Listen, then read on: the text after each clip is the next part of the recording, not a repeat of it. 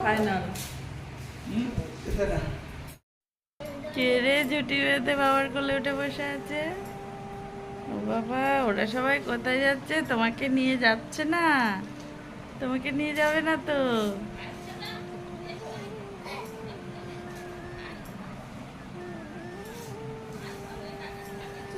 ও ভাবছে ওকেও নিয়ে যাওয়া হবে, ওই জন্য আনন্দের ডগমগ হচ্ছে।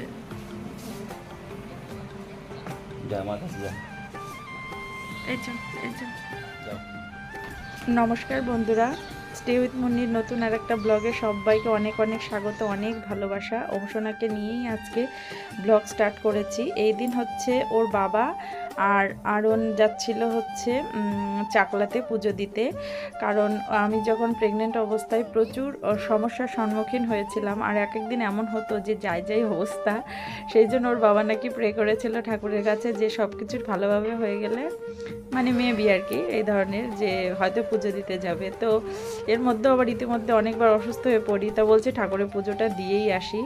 লোকনাথ বাবার কৃপায় সব কিছু ভালো হয়ে গেছে।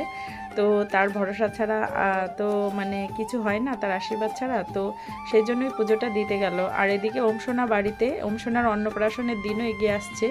তো একদিনে তো সব কাজ মায়েদের দ্বারা করা সম্ভব নয়, ওই জন্য এখন ক্লিনিং থেকে শুরু করে ডাস্টিং, মানে যা কিছু হোক অল্প অল্প করে করার চেষ্টা করছি।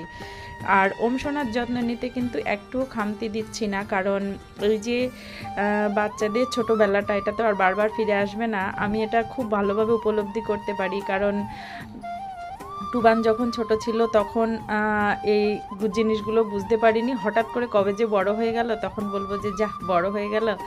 যতই কষ্ট হোক, ভীষণ মানে অসুবিধা হয়, পাগল পাগল লাগে, কিন্তু কিছু করার নেই। সন্তানকে মানুষ করার মধ্যে এই যে মমত্ব আর এই যে মাতৃত্ব, এটা কিন্তু ছোটোবেলাটাই খুব ভালোই বোঝা যায়। বড় হলে যেন কেমন একটা খাপ ছাড়া। তো যাই হোক, এখন অনেকটাই গল্প করে নিলাম সবার সঙ্গে। আশা করছি গরমে সবার বাচ্চারাই ভালো আছে, সবাই কুশলে আছেন। নিজেদের খেয়াল রাখুন, আর আমরাও খেয়াল রাখছি। কিন্তু ওমসোনা তবুও বারবার মানে অসুস্থ হয়ে পড়ছে, বলতে কি, ওর মাথার চুলটা একটু বেশি আছে, কাটা যাচ্ছে না। যেখানে যাচ্ছি সবাই একই কথা বলছে, চুল কেন কাটছিস না, ওর কি মানসিক আছে নাকি? কিন্তু ওর বাবাও চাইছে না চুলটা কাটতে, যেহেতু সামনে অন্নপ্রাশন আছে, তারপরে একবারে কেটে দেব। আর যেহেতু এখন প্রচণ্ড গরম, আর ওমসোনাকে এসতেও রাখতে পারছি না। ওমসোনা এখন এই মুহূর্তে ওকে সমস্ত মেডিসিনগুলো দিচ্ছি, আর এরপরে ও যখন একটুখানি ঘুমাবে তখনই কিন্তু আমি ওকে আর কি আমি ঘরটা গুছিয়ে নেব। তো ওমসোনাকে আগের ভিডিওতে দেখিয়েছিলাম যে ফর্মুলা মিল্ক স্টার্ট করেছি।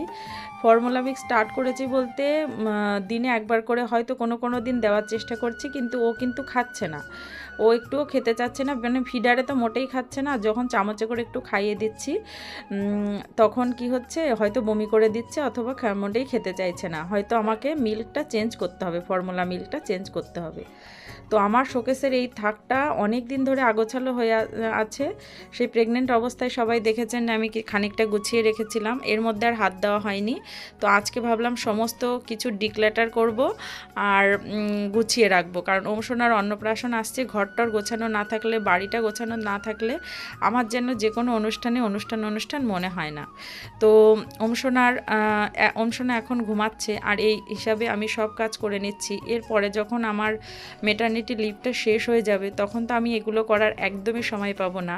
আর এর মধ্যে আরনের অনলাইন ক্লাস শুরু হয়ে গেছে। এটা একটা ভীষণ বিভ্রান্তিকর জিনিস হয়েছে, কারণ ও যখন আগে স্কুলে চলে যেত সেই ব্যাপারটা আলাদা থাকতো, কিন্তু এখন বাড়িতে মানে ওকে ক্লাস করানো হচ্ছে, এদিকে ওমসোনা, এদিকে রান্নাবান্না, মানে পাগলই লাগছে আর কি। তো যাই হোক, এখানে কলিন দিয়ে সমস্ত জায়গাটা পরিষ্কার করে ভেতরে কাগজ টাগজ সব চেঞ্জ করে, বা যা ছিল কিছু ডিক্ল্যাটার করেছি, আর যা ছিল সব মুছে তুলে নিচ্ছি। প্রায় ঘন্টাখানেকের বেশি সময় দিয়েছে ওমসোনা, এই সময় ঘুমিয়ে নিয়েছে। আর আজকে আমি তো আগের ভিডিওতে দেখিয়েছিলাম, আমি প্রায় দিন এখন সকালে বিভিন্ন রকম সবজি দিয়ে, ডাল দিয়ে একটা সিদ্ধ মতো খাচ্ছি, যেটা খিচুড়ি টাইপেরই, আবার অথচ তেল মশলা ছাড়া। সেটাই আর কি গরমে ভালো থাকার জন্য, কারণ এই গরমে যদি আমি কিছু স্পাইসি খাই তাহলে ওমসোনার পেট ব্যথা বা গ্যাস হওয়ার প্রবলেম আছে। আমার কাজ করা সব ছাড়ানো রয়েছে। কে উঠেছে এটা ঘুম থেকে? ও বাবা, ও বাবা, ও বাবা, ও বাবা। আচ্ছা নিচ্ছি, দাঁড়াও, না কাঁদে না। এর মধ্যে বলে রাখি, আমার খুব কষ্ট করে করা ভিডিওগুলো যারা আমার ভিডিওগুলো দেখেন বা দেখো তাদেরকে অসংখ্য ধন্যবাদ জানাই, কারণ নিজেদের সময় ব্যয় করে আমার এই ভিডিওগুলো দেখার জন্য অসংখ্য ধন্যবাদ জানাই। আর এখানে আমি যে জিনিসগুলো করেছি সুবিধার জন্য, একটার মধ্যে কানের একটা চুড়ি, একটার মধ্যে মালা, মানে বিভিন্ন রকম একটা বক্সের মধ্যে করে করে সব জায়গায় গুছিয়ে রাখি, যাতে আমি কি হয় সবসময় সেটা সঠিকভাবে পাই আর কি। ঠিক জায়গায় পাওয়ার জন্য সঠিক জায়গায় যা রাখাটা খুব দরকার। আর আমার এই সমস্ত কাজগুলো মানে আমি নিজেই করতে পছন্দ করি। আর যেমন হোক, আমার ছোটোখাটো জিনিস, আমার ফেলনা জিনিস যাই দিয়ে আমি ঘর সাজাতে আমি পছন্দ করি। আর ঘর গোছাতে গোছাতে একটা জিনিস পেয়েছি আমাদের অ্যানিভার্সারির দিন, আর ওনারকে এটা তৈরি করেছে happy mother and father anniversary, তাই লিখে একটা আর কি তৈরি করেছে। আর ওম সোনার দেখো শরীর খারাপ হয়েছে, মানে কাশছে এত, এই যে যখন কান্না করছে গালের মধ্যে না কেমন একটা সাদা সাদা মতো। তো আমি এটা ভাবছিলাম ডক্টরকে দেখাবো যদি ওকে না নিয়ে যাই, তো ওকে নিয়ে আর কি ডক্টরের কাছে এখন যাচ্ছি, দেখাটা খুব দরকার। কোথায় যাবে ওম সোনা? ডাক্তারের কাছে, ঠান্ডা লেগেছে, চলো। বাইরে যদি পড়ছা খুঁজে পাবি না, আবার পড়ে উঠবে। ডক্টরের কাছ থেকে ওষুধ নেওয়া হয়ে গেছে, তো ফেরার পথে আমরা আর কি একটু শপিং করে নিচ্ছি। এখানে এসছি আমার শুজ কিনতে, আর ওর পাপা মানে সবারই একজোড়া করে শুজ কিনতে হবে। তো আমি এখানে আমার একটা শুজ দেখছিলাম, এই দোকানটায় তেমন আমার জুতো পছন্দই হচ্ছিল না, কিন্তু কিছু করার নেই। আর এই যে দোকানের বাইরে এসে এসে দাঁড়াচ্ছি বারবার, কারণ এতটাই প্রচণ্ড গরম। এখন সকাল 10:30 মতো বাজে, কিন্তু এতটাই গরম যে ওম সোনা ওই গরমের মধ্যে থাকতে পারছে না, আর তাই জন্য বারবার বাইরে এসে দাঁড়াচ্ছি। আর এখানে লাস্টে আমি এই ব্লু কালারের জুতোটা কিনেছি, কিন্তু আমার একটুও পছন্দ হয়নি।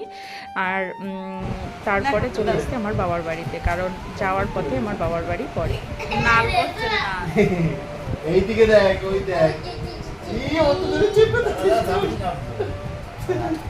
হাসছে, ওই দেখ হাসছে। এইগুলো হচ্ছে আমার মায়ের হাতে তৈরি, বাড়িতে তৈরি আলুর চিপস, এটা আমি ভেজে নিয়েছি আর এখন খাচ্ছি। ওম সোনা এখানে ঘুমিয়ে আছে।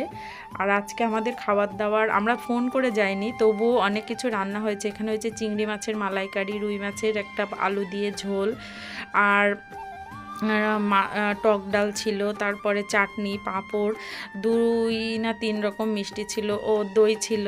তো যাই হোক, খাওয়া দাওয়াটা আজকে খুব ভালোই হয়েছে। বাবার বাড়িতে খাওয়া দাওয়া করতে কার না ভালো লাগে, তাই না? তো ভাইও বাড়িতে এসছে, ও ছুটিতে বাড়িতে এসছে। আর আমরা 2 ভাই বোনে এই ফ্যামিলি থেকে চাকরি পেয়েছি। আমাদের লাইফের একটা ভীষণ বড় একটা ঘটনা আছে, সেই ঘটনাগুলো বললে না সবাই মানে অবাকই হয়ে যাবে, সবাই ইন্সপিরেশন হবে। কেউ যদি জানতে চান তো অবশ্যই কমেন্ট করবেন। আমরা কিসের চাকরি করি, কবে পেয়েছি, সব কিছু নিয়ে না একটা ভিডিও করব। কিন্তু মাঝে মাঝে ভাবি যে আমার ব্লগ চ্যানেলে মধ্যে সেগুলো দিলে সবাই দেখতে চাইবে কি না, সেই জন্য আর শেয়ার করা হয় না। তবে অবশ্যই ইউটিউবে যতক্ষণ আছি তো অবশ্যই শেয়ার করার চেষ্টা করব। দুপুরবেলা হঠাৎ করে আমার হেড টিচার ফোন করে বলছেন যে মুন্নি তোমার হচ্ছে ইলেকশনের ডিউটি এসছে। তো আমি তো শুনেই আমার আকাশ পাতাল একেবারে ঘুরে গেছে, কারণ এর আগেও একবার ইলেকশনের ডিউটির জন্য আমি ট্রেনিং পর্যন্ত করে নিয়েছিলাম। তারপরে বহু চেষ্টা করেছি, তখন আমার টুবান হচ্ছে 2.5 বছর মতো বয়স ছিল, যে ওকে রেখে, ও তখনও ব্রেস্ট ফিড করে, ওকে রেখে কি করে ট্রেনিং করতে যাবো এই নিয়ে ভীষণ দুশ্চিন্তায় ছিলাম। তো তখন যাই হোক করে আমার আর কি হয়েছে, অপেক্ষা করে আছি, সবার চিঠি চলে এসছে, আমারও বোধহয় এবার চিঠি চলে আসবে, কিন্তু আমার আর চিঠিটা আসেনি। আমাকে আর ট্রেনিংটা মানে ডিউটিটা করতে হয়নি, সবাই গেছিলো। এইবার হঠাৎ করে এখন যখন ওম সোনা ছোট, এতটাই ছোট, আমি মেটার্নিটিতে আছি, এখন ডিউটি চলে এসছে। এবার আমি না মানে খুব টেনশনে পড়ে গেছি। তখন আমি বলছি যে ঠিক আছে আমি দেখি কি করা যায়। তো বহু চেষ্টা করে অনেকের কাছে ফোন করে এসআই ম্যামের সঙ্গে কথা বললাম, বলার পরে আমি আর কি একটা সুরাহা হলো যে যেহেতু আমি মেটার্নিটিতে আছি, এখনও আমার মেটার্নিটি লিভ শেষ হয়নি, সেই জন্য আমি হচ্ছে চিঠিটা তুলবো না। আর যদি তার জন্য তো শোকজ দেখাতে হবে, তা শোকজটা আমি এটাই দেখাবো যে আমি মেটার্নিটিতে আছি এবং আমার সমস্ত উইথ প্রুফ আমি ওখানে গিয়ে সমস্ত ডকুমেন্টস তখন জমা দিয়ে আসবো। আদারওয়াইজ আমাকে বলা হচ্ছিল যে চিঠিটা তোলো, তারপরে সেটাকে নিয়ে বিডিও অফিসে যাও, তারপর ইলেকশনের কমিশনের ওখানে মানে ডিএম অফিসে জমা দিতে যাও, এইসব নানান রকম ঝামেলা। তো যাই হোক, এসব থেকে মুক্তি পেয়ে গেছি। আর সে সবার সঙ্গে একটুখানি শেয়ার করলাম, কারণ এই যে বাচ্চাকে ফেলে রেখে মানে মায়েদের এই যে যাওয়া এক জায়গায়, এমনি তো চাকরি করা, এটা তো একটা বিশাল ডিফিকাল্ট অবস্থা। ছোট মায়েদের বাচ্চাদের রেখে মায়েদের যাওয়া বা রেগুলার বেরোনো, সেটা তো একটা ব্যাপার আছেই। কিন্তু ইলেকশনের ডিউটিতে গেলে কি হয়, 2-3 দিন থাকতে হয়, নানান রকম প্রবলেম ফেস করতে হয়, সেখানে বাচ্চাকে রেখে তো সম্ভব না। তো যাই হোক, এটুকুই সবার সঙ্গে শেয়ার করার ছিল। ভিডিওটা ভালো লাগলে প্লিজ একটা লাইক করে দেবেন। আর আমাদের ওম সোনার কিন্তু অন্নপ্রাশনের জন্য আমরা খুব বড় রকমভাবে প্রস্তুতি নিচ্ছি। সেটা দেখতে হলে অবশ্যই চ্যানেলকে সাবস্ক্রাইব করে আমাদের পাশে থাকতে হবে। পাশে থাকা বেল আইকনটা বাজিয়ে দেবেন, যাতে পরবর্তী ভিডিওর নোটিফিকেশন আপনার কাছে সবার আগে পৌঁছে যায়। তো আজকের ভিডিওটা এখানেই শেষ করছি। সবাই ভালো থাকুন, সুস্থ থাকুন, গরমে নিজের খেয়াল রাখুন আর নিজের বাচ্চারও খেয়াল রাখুন। Tata, bye bye.